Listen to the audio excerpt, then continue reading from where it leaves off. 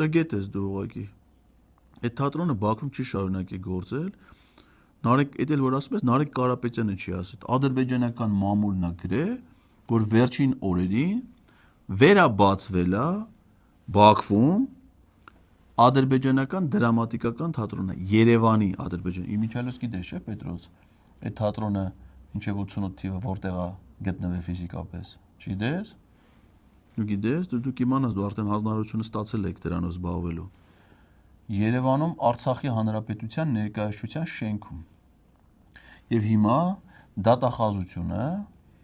դիմել է դատարան, որպեսզի այդ շենքը խլեն Արցախի Հանրապետությունից, որպեսզի տանեն սիրուն հանձնեն